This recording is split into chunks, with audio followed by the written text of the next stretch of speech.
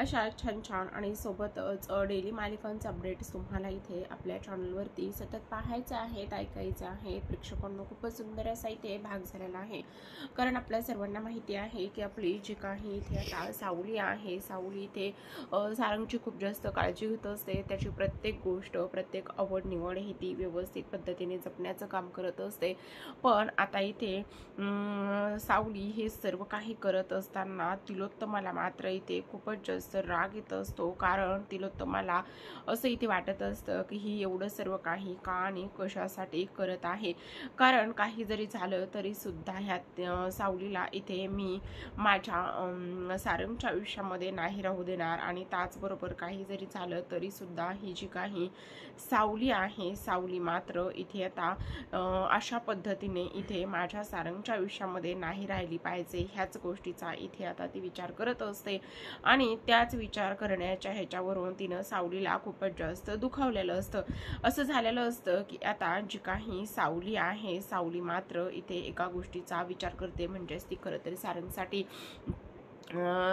जे काही ती बनवलेलं सूप वगैरे आहे किंवा जे काही त्याच्यासाठी ती बनवते आणि ते घेऊन जात असते. आणि घेऊन गेल्याच्या नंतर इथे आता जी काही तिलोत्तमा आहे, तिलोत्तमाला जगन्नाथाचा कॉल आलेला असतो आणि तो सांगत असतो की जो काही सारंग आहे, सारंगच्या आयुष्यामध्ये पुन्हा एकदा प्रेमयोग आहे आणि तो प्रेमयोग असल्या कारणाने तुम्हाला अलर्ट राहणं गरजेचं आहे. आणि तेव्हा आता इथे जी काही आपली ही आहे अंबिका आहे, अंबिका तेच गोष्टी ते बोलत असते की तुम्ही असं का सांगितलेलं आहे, कारण तुम्ही असं इथे सांगायला नको हवं होतं.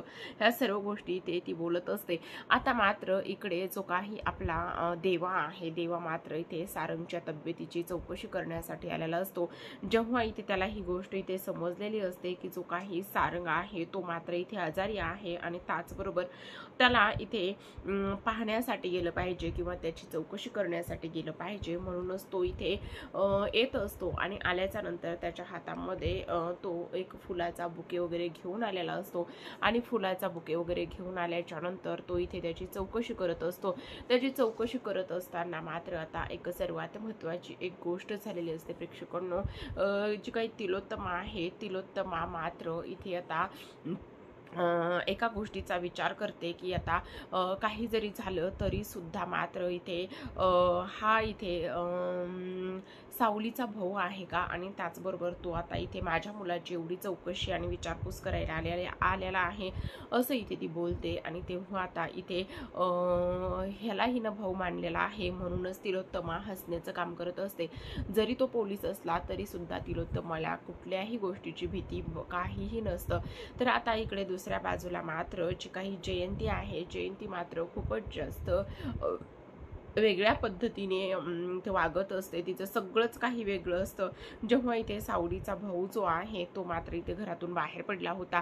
घरातून बाहेर पडल्याच्या नंतर खरं तर तो इथे काम शोधण्यासाठी निघालेला होता.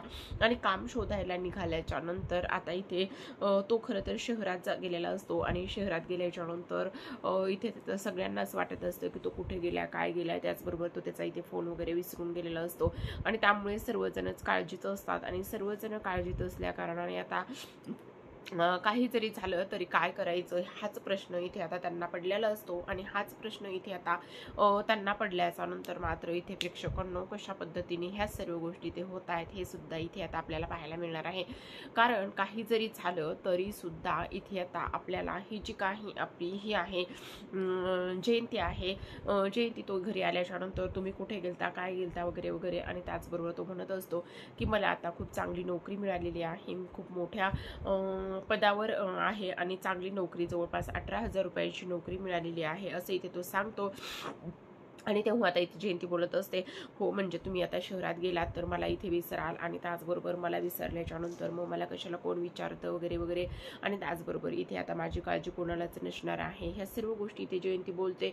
आणि जयंतीने ह्या सर्व गोष्टी बोलल्याच्या नंतर मात्र आता इथे जो काही सावलीचा भाऊ आहे तो इथे बोलत असतो, नाही ग असं काही नाहीये. आणि तेव्हा सावलीची आई सुद्धा इथे खूप खुश झालेली असते. आणि तुला नोकरी मिळालेली आहे ही गोष्ट खूपच चांगली आहे असा इथे ती विचार करते. तर इकडे दुसऱ्या बाजूला ऐश्वर्याने मात्र आता इथे सर्व नोकरांना सुट्टी दिलेली असते आणि सर्व नोकरांना सुट्टी दिल्याच्या नंतर इथे जी काही आपली सावली आहे, सावलीला मात्र खूप मोठा प्रश्न पडलेला असतो की आता इथे नोकऱ्यांना सुट्टी का बरं दिलेली असेल, कशामुळे दिलेली असेल, सर्व काही ठीक तर असेल ना वगैरे वगैरे, ह्या सर्व गोष्टी इथे ती बोलते. आणि त्याचबरोबर इथे तिच्या मनामध्ये खूप जास्त विचार सुरू असतात. इकडे जी काही आपली अमृता आहे, अमृता तिला इथे समजावण्याचा प्रयत्न करत असते, विचारपूस करत असते. तर आता इकडे तुम्हाला नोकरी कुठे मिळालेली आहे असं इथे जयंती विचारत असते. आणि तेव्हा इथे तो बोलत असतो की त्याला तेव्हा आठवतं जेव्हा तो सिटीमध्ये गेलेला होता आणि सिटीमध्ये जाऊन महेंद्रच्याच कंपनीमध्ये तो काम मागण्यासाठी गेलेला होता. तेव्हा तिथे ऐश्वर्या आलेली असते आणि ऐश्वर्याने इतर लोकांना बाहेर काढून इथे ती त्याच्याशी बोललेली असते, तुम्हाला काम हवं आहे का, तर मग मी तुम्हाला काम देणार आहे आणि त्याचबरोबर तुम्हाला जवळपास चांगलं एक नोकर म्हणून तुम्हाला काम मिळणार आहे आणि हे काम सुद्धा खूप चांगलं असणार आहे. आणि त्याचबरोबर इथे आता हे काम जे आहे त्याचा पगार जवळपास 18,000 रुपये एवढा असणार आहे, पण तुम्हाला तिथे नोकर म्हणून राहावं लागणार आहे.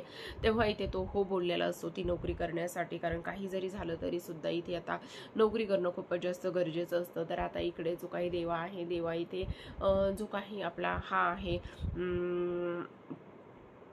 सारंग आहे, सारंगला भेटण्यासाठी विचारपूस करण्यासाठी त्याच्या खोलीमध्ये गेलेला असतो.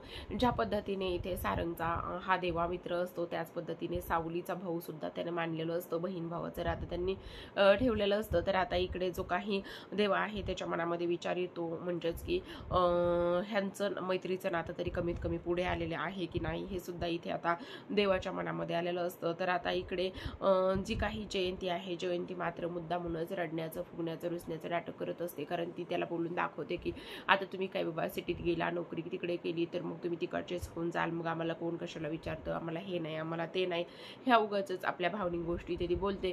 तेव्हा आता इथे तो सावलीला फोन करत असतो, कारण त्याला सुद्धा आनंद झालेला असतो की सावलीला किती नाही म्हटलं तरी फोन करून सांगितलं पाहिजे, कारण सावली जी आहे ती इथे महेंद्रांच्या घरामध्ये नोकरीचं काम करत असते, एक सर्वंट म्हणून किंवा एक घरकाम करणारी मुलगी म्हणून काम करत असते. इथे जे काही सारंग आणि सावलीचं जे काही नातं आहे ते मात्र आतापर्यंत कुणीही इथे ॲक्सेप्ट केलेलं नसतं आणि ॲक्सेप्ट केलेलं नसल्या कारणाने इथे आता सावलीला त्याने फोन केलेला असतो, मला नोकरी मिळालेली आहे शहरामध्ये, 18,000 रुपये पगार आहे. तेव्हा इथे सावली बोलत असते, दादा खरंच तू ही गोष्ट सांगून मला खूप जास्त मोठी आनंदाची बातमी दिलेली आहेस, खरंच मी खूप खुश झालेली आहे. ह्या सर्व गोष्टी इथे सावली बोलते आणि सावलीने ह्या सर्व गोष्टी इथे बोलल्याच्या नंतर मात्र इथे आता जो काही हा आहे आपला तिचा भाऊ जो आहे तो खूप खुश झालेला असतो. पण आता ही नोकरी कुठे मिळाली, कशी मिळाली हे तर आतापर्यंत कोणाला माहिती नसतं. पण आता इथे सावलीने फोन ठेवल्याच्या नंतर देवाकडे तिथेच आभार मानत असते आणि इकडे सावलीचा भाऊ सुद्धा विठुरायासमोर बसून ह्या सर्व गोष्टी इथे पाहत असतो, कारण ऐश्वर्याच्या इथे नोकरी मिळाली म्हणजे काही साधं सोपं नाहीये.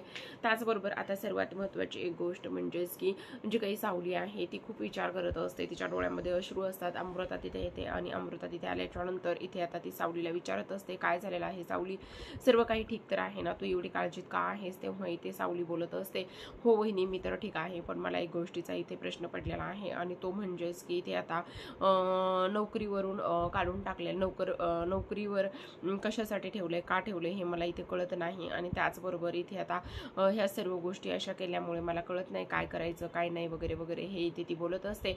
आता तिने ह्या सर्व गोष्टी इथे बोलल्याच्या नंतर मात्र जी काही इथे आपली अमृता आहे ती बोलत असते की तू नको काळजी करू, पण आता ऐश्वर्याने केलेलं आहे म्हटल्यावर इथे आता ज्या काही तिलोत्तमा मॅडम आहेत त्यांना सुद्धा ह्या गोष्टी इथे माहीतच असणार आहेत आणि त्यांनी काहीतरी विचार करूनच इथे ठरवलेलं असेल, तुला काळजी करण्याची काही गरज नाहीये. तर आता प्रेक्षकांनी त्याच्या भागामध्ये एवढंच. उद्याचा भाग खूप सुंदर आणि इंटरेस्टिंग असा झालेला आहे, तो जर तुम्हाला पाहायचा असेल तर आपलं चॅनल सबस्क्राईब करा, कारण उद्याच्या भागामध्ये आपण असं पाहत आहोत प्रेक्षकांनो की आता जी काही आपली इथे आता सावली आहे, सावली आणि त्याचबरोबर तिचा भाऊ हे इथे महेंद्रांच्या घरामध्ये एकत्र नोकर म्हणून काम करताना दिसणार का हे सुद्धा आपल्याला पाहायला मिळणार आहे. सारंगची या सगळ्या गोष्टीवरती काय रिॲक्शन असेल आणि त्याचबरोबर आता सावलीच्या आयुष्यामध्ये नवीन कुठलं वादळ, नवीन कुठलं संकट तर येणार नाही ना, हे सुद्धा आपल्याला पुढील काही भागांमध्ये पाहायला मिळणार आहे. त्यासाठी तुम्ही आपलं Miraj voice YouTube channel subscribe करा, बेल आयकॉन प्रेस करा, ऑलवर क्लिक करा आणि पाहत राहा सावळेची जणू ही सावली या मालिकेचे असे छान छान अपडेट्स. तर भेटूयात पुढील भागामध्ये, तोपर्यंत धन्यवाद.